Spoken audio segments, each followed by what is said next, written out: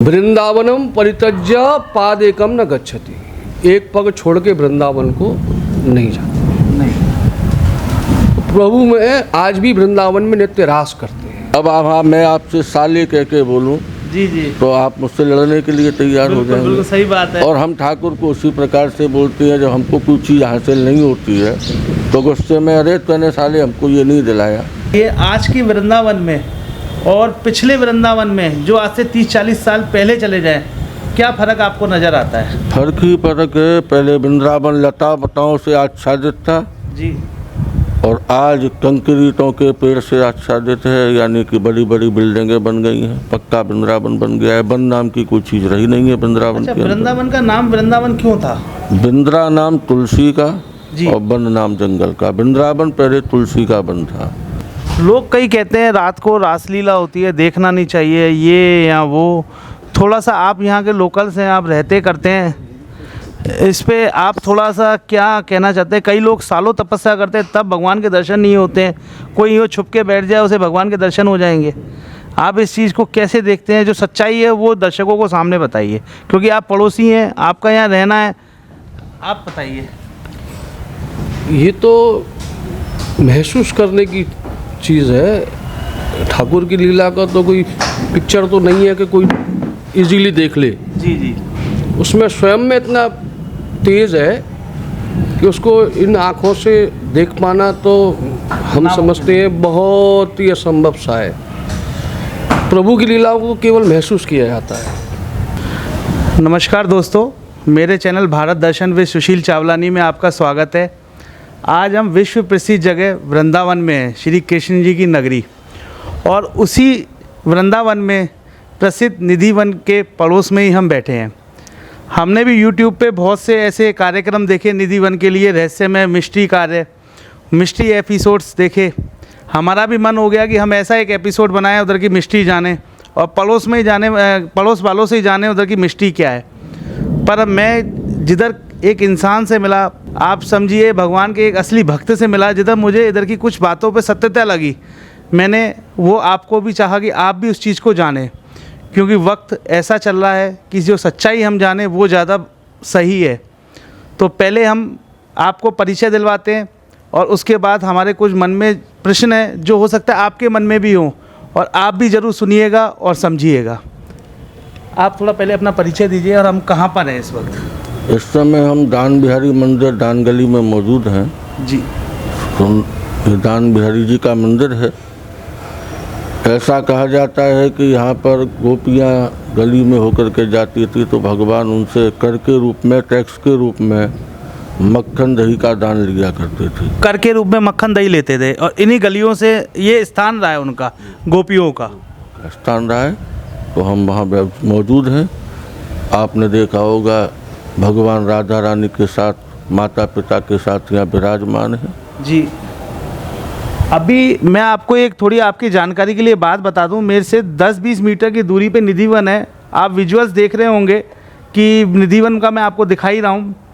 अब मैं आप पूछ लेता हूं, अब आप अपना नाम बताइए। मेरा नाम ब्रजेश शर्मा है। जी। आप इधर पूरा मंदिर का रख रखाव आप देखते हैं? जी। अच्छा, आज मुझे आप थोड़ा सा ये बताइए, आज की वृंदावन में और पिछले वृंदावन में जो आज से 30-40 साल पहले चले जाएं, क्या फ़र्क आपको नज़र आता है? फर्क ही फर्क है। पहले वृंदावन लता पताओं से आच्छादित था जी, और आज कंक्रीटों के पेड़ से आच्छादित है, यानी कि बड़ी बड़ी बिल्डिंगें बन गई हैं, पक्का वृंदावन बन गया है। वन नाम की कोई चीज़ रही नहीं है वृंदावन अच्छा, के अंदर। वृंदावन का नाम वृंदावन क्यों था? वृंद्रा नाम तुलसी का जी। और वन नाम जंगल का। वृंदावन पहले तुलसी का वन था। जी। यहाँ भगवान गाय चराने के लिए आते थे। अच्छा, भगवान यहाँ गाय चराने के लिए आते थे? वृंदावन धाम में आपने सुना होगा कि प्रयागराज वृंदावन धाम में आए थे। मुक्ति जो सबको देते हैं प्रयागराज, वो वृंदावन धाम में आए थे जी। अपनी मुक्ति पाने के लिए। तो वृंदावन धाम में आकर के इस मिट्टी को उन्होंने लगाया है और मुक्ति की भी मुक्ति हुई है। जी।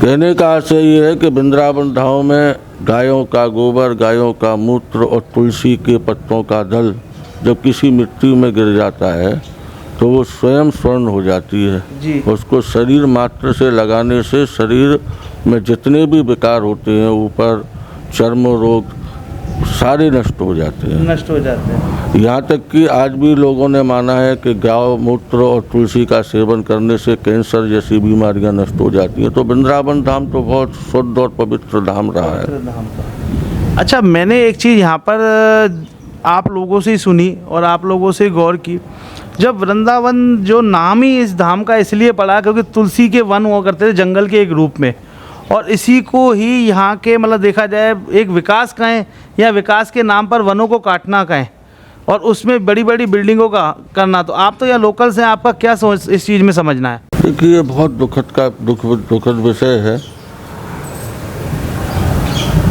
इसमें लोकल टीवी और सरकार दोनों का ही दोष है। दोष है, सही बात है। ऐसा नहीं है कि संपूर्ण दोष किसी पे एक पे ला दिया जाए, सबका दोष है। पैसे का इतना आदान प्रदान हुआ 90 के बाद कि लोग पैसे में बह गए और उन्होंने इसकी सौंदर्यता को खत्म कर दिया, स्वीकार ही कर लिया। ये मान लीजिए सौंदर्यता नष्ट कर दी उन्होंने। जी जी। दोस्तों, मैं आपको एक संक्षिप्त में थोड़ी बात बता दूं। वृंदावन जो तुलसी के वनों के नाम से, वृंदा जो तुलसी के नाम से जाना जाता था, हमें बताया जैसे पंडित जी ने, पर अब उस वनों को काट के यहाँ बड़ी बड़ी बिल्डिंगें ख़त्म कर दी, बना दी गई। और उस वृंदावन को जिससे जाना जाता था, जो 40-50 साल पहले का जो वृंदावन था, जिसको लोग असली वृंदावन कहते थे, वो ख़त्म सा होता जा रहा है। हमें इनको संजो के रखना है और आपको ये जानना बहुत ज़रूरी है। और एक अब आगे हम आते हैं निधिवन के ऊपर, क्योंकि हम पास में निधिवन के बैठे हैं। निधिवन वो जगह है जहाँ भगवान श्री कृष्ण मैया राधा के साथ रासलीला का यहाँ पे पूरा रहता था, और लोग उसी चीज़ का आपने कई चैनलों पे, यूट्यूब चैनलों वगैरह देखा था। पर थोड़ा सा उसकी असली सच्चाई हम थोड़ा जानेंगे और जो सत्य बातें हैं उसको हम जानेंगे, और इस निधिवन के पीछे कितना लोग गलत काम कर रहे हैं, इस भगवान के पवित्र स्थान के पीछे कितना लोग गलत व्यापारिक तौर पर इसको देख रहे हैं। और आप भी कभी आते हैं तो इस चीज़ को समझें। आप कुछ निधिवन के बारे में हमें बताएं। निधिवन संत श्री हरदास जी की भजन स्थली है, साधना स्थली है जी, जो हमारे गौरवान्वित संत थे जी, संगीत सम्राट, जी, उनकी तपस्या स्थली है। ऐसा कहा जाता है कि स्वामी जी को उनके भजन के आधार पर भगवान ने स्वयं दर्शन दिए कि मुझे इस भूतल से बाहर करो। तो बांके बिहारी के रूप में भगवान प्रकट हुए। कुंज बिहारी, बांके बिहारी के नाम से, पहले कुंज बिहारी कहा करते थे, अब बांके बिहारी के नाम से प्रचलित हैं ठाकुर। उनको उन्होंने ज़मीन से निकाला और वो आज वृंदावन में विराजमान है। लोग कई कहते हैं रात को रासलीला होती है, देखना नहीं चाहिए, ये या वो। थोड़ा सा आप यहाँ के लोकल्स हैं, आप रहते करते हैं, इस पे आप थोड़ा सा क्या कहना चाहते हैं? कई लोग सालों तपस्या करते हैं तब भगवान के दर्शन नहीं होते हैं। कोई यूँ छुप के बैठ जाए, उसे भगवान के दर्शन हो जाएंगे। आप इस चीज़ को कैसे देखते हैं? जो सच्चाई है वो दर्शकों को सामने बताइए, क्योंकि आप पड़ोसी हैं, आपका यहाँ रहना है, आप बताइए। ये तो महसूस करने की चीज़ है। ठाकुर की लीला का तो कोई पिक्चर तो नहीं है कि कोई इजीली देख ले। जी जी। उसमें स्वयं में इतना तेज़ है कि उसको इन आँखों से देख पाना तो हम समझते हैं बहुत ही असंभव सा है। प्रभु की लीलाओं को केवल महसूस किया जाता है। आज से पहले हमने 50 साल दिए वृंदावन में, हमारा जन्म यहाँ है। हमारी 7वीं पीढ़ी 6 पीढ़ी का तो हमको पता है। तो पहले जो था, चूड़ियों की खनखनाहट, कभी कभी पाजेब की छनछनाहट, एक मिडनाइट विशेष, क्योंकि हम बाहर सोते थे, जी जी, तो विशेष प्रकार की एक खुशबू, विशेष प्रकार की, बहुत ही मतलब मदमस्त कर देने वाली कभी कभी खुशबू आनी। तो ये ठाकुर को फील किया जा सकता है कि हाँ कुछ है, लेकिन इसको हाँ, और ईश्वर है तो सत्य बोलता है। जी जी। वृंदावनम परित्यज्य पादेकम न गच्छति, एक पग छोड़ के वृंदावन को नहीं जाता। नहीं। प्रभु में आज भी वृंदावन में नित्य रास करते हैं। जी जी। अब ईश्वर है तो सत्य बोलता है, जी जी, तो प्रभु राज तो करते हैं और ये महसूस किया जा करने हाँ किया जा सकता है, क्योंकि हमने यहाँ जन्म लिया है कई बार इस चीज़ को, लेकिन ये प्रकट करने की चीज़ नहीं है। अच्छा, कई जैसे लोगों ने इस चीज़ को अपना बिजनेस बना लिया है, सुबह दातुन ये वो, और मतलब हम देखा जाए तो एक सिस्टम देखा जाए तो भगवान को महसूस किया जा सकता है। इस चीज़ से नहीं मानते हैं कि इधर कुछ चीज़ें हमें महसूस कर सकते हैं, पाजर की आवाज़, सुगंध की, पर इस लोगों ने इसको कुछ बढ़ा चढ़ा के मिष्टी सा बना दिया है। उसके बारे में आपको क्या कहना है? अब इस चीज़ पे ये बहुत सॉफ्ट कॉर्नर है, इस चीज़ पे हम ये जी जी जी जी, ये उनका विषय है। अभी आप देख रहे होंगे कि मन से आप किसी चीज़ को माने, ठाकुर जी की सेवा करनी है, आपको समझना है तो मन से आके उनको समझे। अच्छा, आपको पिछले 50 सालों में और अब के वृंदावन में क्या फ़र्क नज़र आता है? हर की फर्क है, जमीन आसमान का अंतर हो गया। वृंदावन तो लता पताओं की भूमि, भक्ति की जगह वृंदावन, जी और भक्ति में है समर्पण, जी जी ज्ञान की जगह नहीं है। रावण का कोई कसूर नहीं था, जी जी प्रकांड पंडित था, ठाकुर का भक्त भी था, ज्ञानी था। जी, मैंने ये किया है, इतना कर्म किया है, तू ये दे रहा है, इतनी साधना का फल मुझको ये मिलना है। हाँ वो ठाकुर से ऐसे लेता था। जी जी, और भक्ति में समर्पण, ठाकुर नंगे पाम दौड़ा चला आ रहा है, धोखे से पहुंच गया सुदामा उसके द्वार पे, हाँ। तो ठाकुर नंगे पाम देने के लिए दौड़ा चला आ रहा है। जी जी दे दोनों को रहा है, ठाकुर रख किसी का नहीं सकता है। जी, वृंदावन है भक्ति की जगह, लता पताओं की, कुटियाओं की जगह, और ये बिल्डिंग कंक्रीट का ढेर, बड़ी अपार कष्ट, जी जी अपार पीड़ा होती है। जी, वृंदावन को जितना वनों से आच्छादित किया जा सके, ये ऊंची ऊंची बिल्डिंग है, एक मंजिल, ज़्यादा से ज़्यादा 2 मंजिल, 2 मंजिल, और जो 100 गज का मकान है उसमें कम से कम 10 पेड़ 8 पेड़ उसको लगाने चाहिए, लगाने चाहिए, और उनका संरक्षण, लगाना नहीं, संरक्षण, हाँ। हमने भी लताएं लगाई हैं तो उसका संरक्षण है, टोटल जाल में कवर किया हुआ है। जी जी, तो वृंदावन का स्वरूप जीवित रहे, जीवित रहे, जैसे बच्चों को पालते हैं ऐसे वृक्ष लता पताओं को पालें। जी जी बहुत सुंदर स्थान है, तटीय स्थान, वहाँ पर लता पताओं का संरक्षण है। जी जी, वो सबसे ज़्यादा खर्चा उन लता पताओं पे करते हैं। जी, तो अच्छा लगता है, वृंदावन लगता है कि वृंदावन है। नहीं तो वृंदावन तो अब आप कोई आए यात्री तो उसको वृंदावन तो कहीं दिखता ही नहीं है। दोस्तों, आपको मैं एक शॉर्ट में यही बात बताना चाह रहा हूँ कि वृंदावन का मुख्य रूप उनके वृक्ष की सुंदरताओं से ही है। यहाँ की इस वृंदावन को दिल्ली मुंबई ना बनाया जाए, बिल्डिंगें बना के, इनका लोकल्स का यहाँ पे कहना है कि हर घर में 8 से 10 पौधे या पेड़ लगाने चाहिए, उनका संरक्षण भी करना चाहिए। ऐसा नहीं लगा के छोड़ दिया जाए और वो मुरझा रहे हैं, उनके देखभाल ना करना, बंदर तोड़ रहे हैं, वो चीज़ नहीं है। इधर की बात मैंने सुनी है, इधर पूरे वृंदावन में मोर घूमते थे, जो आज के समय पे एक भी नहीं दिखाई देता है। आज से कुछ ज़्यादा समय पहले नहीं, 25 साल 20 साल पहले ही इतने मोर जगह जगह दिखाई देते थे वृंदावन में, क्योंकि भगवान श्री कृष्ण की ये भूमि है और इधर मोरों का तो होना स्वाभाविक है। पर अब वो कुछ भी नहीं दिखता, उसके बारे में भी हम आपको सुनवाएंगे। आपको इधर मोरों का आपने मुझे एक बताया था किस्सा कि मोर हर जगह रहते थे। ये चुंगी चौराहा है, कोतवाली है, वहाँ कोतवाली के बराबर में सोमानी इंटर कॉलेज, सामने गांधी पार्क है, वहाँ पे मोर तमाम, हम जब पढ़ते थे कॉलेज में, जी, इंटर कॉलेज में हम पढ़ते थे, मोर वहाँ पर अंडे देते थे, वहाँ मोर थे।